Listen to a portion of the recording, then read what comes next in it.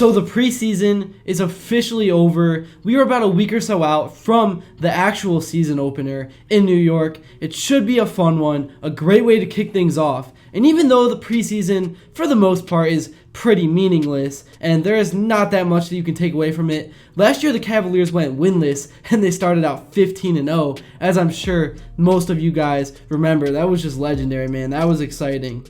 I was actually at the first half of yesterday's preseason finale in person. It was good to see JB Bickerstaff back in the house, and even though I said that there aren't real takeaways from the preseason, my biggest takeaway from the game was Lonzo Ball. He was an absolute robbery, an absolute steal of a trade, with us only having to give up Isaac Okoro to get him over here. He is going to come in and immediately give this team everything they were missing last year from a backup guard. Ty Jerome was great. He really was. He was amazing. I don't want to take away anything from what he did last year. I will never forget his run for a long, long time. But at the end of the day, Jerome was a scorer. He passed a little bit, but for the most part, his biggest strength was something that this team did not really need. I mean, obviously you'll always take scoring, but that was the biggest strength, and it was not something that this team, that was like essential to this team and their success, because they already had Donovan Mitchell, Garland, Hunter, all those other guys. So it wasn't that needed. So he was great, but honestly, I don't want guys taking away shots, taking the ball out of Mitchell and Garland's hands. That's not really what was needed. The Cavs needed defense, length, and a facilitator that can create open looks for other guys, especially on the bench. And that's exactly what Lonzo Ball does when he's healthy and is playing at full speed. There was a 5-minute stretch in that Pistons game where Lonzo just completely took over on both ends of the floor. He had 3 blocks, he was a disruptor everywhere on the defensive end of the floor, and then he was taking those stops into transition, and he dished out 9 assists in 20 minutes of play.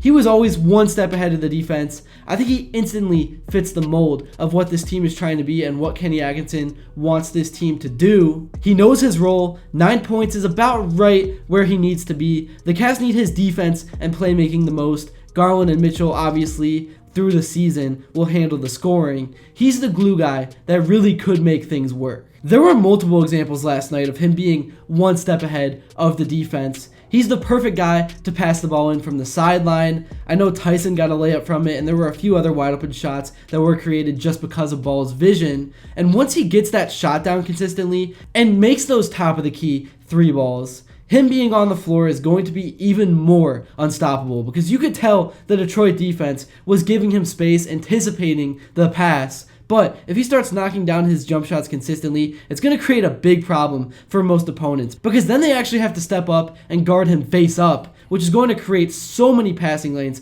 for the Cavs to take advantage of. So yeah, Lonzo Ball, if he's on the floor 20 minutes a night and is healthy and is playing at full speed, he turns this team into a problem. And I know I have this narrative every offseason, but this really is different. He fits the exact need and solves the biggest issue the bench has had over the last 2 years. And we have to remember, he was once the number 2 pick in the draft to the Los Angeles Lakers. That's the kind of upside and the talent that he has. I think this is the perfect environment for him to play in. There's no real pressure. Everything he adds is a bonus to this team. And as he gets his legs back under him and builds chemistry with the guys, I think he's going to thrive in Cleveland. Now moving on, Evan Mobley played the most minutes in this game with 33. Kenny Atkinson has been trying to ramp him up and get him going. We're going to need him to provide high intensity from game 1, from the opening tip. He really did not do anything in this game. Watching him live, you could definitely tell that he was playing pretty cautious. He did not want to get injured or for anything unnecessary to happen, and I was perfectly fine with that. There were a couple times where he went up inside the paint pretty weakly, and the defense moved him around, shoved him. He was not putting his body on the line at all. It kind of looked like rookie Mobley out there, which again,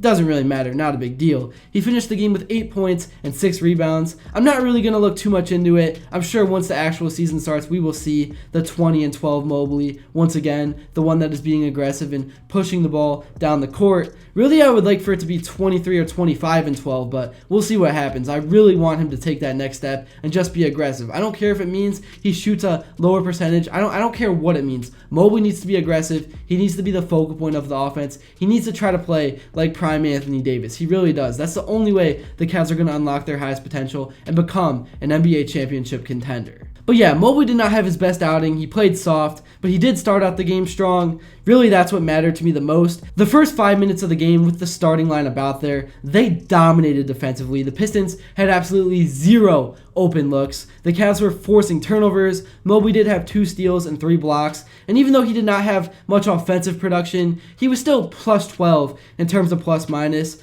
I'm ready for Mobley to take the next step. I know I've said it like 80 times, but I cannot emphasize it enough. That is what I'm looking forward to seeing the most this season. I'm ready for him to take that big leap and become a true superstar. I know he was ranked like one. I'm ready to see it out on the court in a live game scenario. The offense needs to run through him and Mitchell equally, not one or the other. And then we know what he brings to the table defensively, being the reigning defensive player of the year. Now for Donovan Mitchell, it's pretty simple. He is ready for the start of the season. You could just see it. He had a stretch in this game where, in a fast break situation, he stopped on a dime, pulled up for 3, and drained it. And then he drove in on the next possession, spun back like the Kyrie Irving Christmas shot, and drained it. And then on the next possession, he had a wide open 3 in the corner. I'm not sure what the Pistons were doing. They didn't try to guard him at all. He made that one. It was like 8 points in a minute. And then he also had a few steals where he plucked passes out of the air. He actually had 3 steals in 29 minutes. And then from them, he had a few transition layups, a few transition buckets. He also created opportunities for others in transition as well. He should have had a few more assists on the stat sheet than he did. Wade and a few others were missing open shots. But yeah, my takeaway from last night is that Mitchell is absolutely ready for the regular season. The intensity was there. I know there was no doubt if he would be ready or not. He always is. But it's still nice to see him back out there and getting buckets. I gotta say, I was actually pretty impressed with what I saw from Dean Wade last night. He played 22 minutes and had 15 points and 9 rebounds. He was one of the reasons why the Cavs ultimately won the game, even though it doesn't really matter.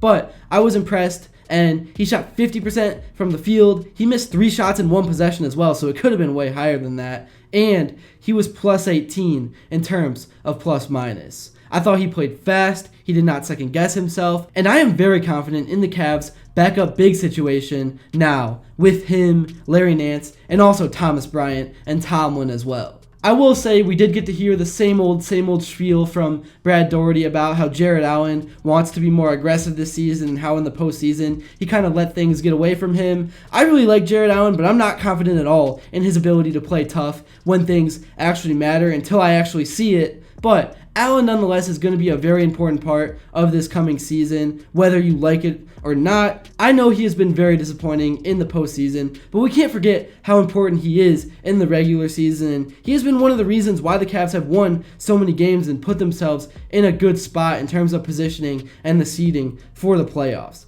I'm fine with him being the starting center on this team. I mean, he's above league average. I think he really helps this team set the tone. But this year, with more depth, I would like to see his minutes be a bit more restricted in the playoffs, unless he somehow comes out there and dominates, plays aggressive, and isn't soft. But it's been like 3 years. We've seen the same thing over and over again. I don't think it's going to change. But still, shout out to Jarrett Allen. I think he's going to be a big piece of this coming season. It's going to be really interesting starting this year without both Max Strus and also Darius Garland. Well, not Garland. He's hurt a lot. I think the Cavs are more than used to him being on the sideline. I've said it before and I'll say it again. I think it's going to be good for Mobley to set the tone and be that guy right from the start. I think the offense needs to run through him. I think he's going to get a lot more touches. He's going to have to create for himself and others. I really think it's going to be good for him. I think Mitchell said the same thing as well in one of his press conferences. It might have been at Media Day. I'm not sure. But yeah, it's going to be interesting to see how the season starts out. Let me know in the comments below what your expectations are. And before I do kind of cap off this video, I want to kind of go through some of the stats from yesterday.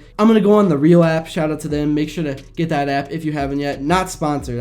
I love the app. Lonzo Ball, he had 9 points, 4 rebounds, 9 assists, 3 blocks, all in 20 minutes. He was outstanding. Evan Mobley, 8 and 6. He did have 5 assists, 2 steals, and 3 blocks. Jarrett Allen, he had 15 and 6, played really solid. He shot 41% from the field, so that's not his best, but either way, good performance. Dean Wade, I talked about him. He had 15 and 9. Donovan Mitchell had 17 points. Tyson had 10, and then DeAndre Hunter had 14. Sam Merrill had 10 as well. He had a solid game. That's really all I got for this video, though. Thank you all so much for watching. I am so hyped for the start of the regular season at New York. It's going to be a fun one. Let me know what you guys would like to see next, and until then, I will see you all later.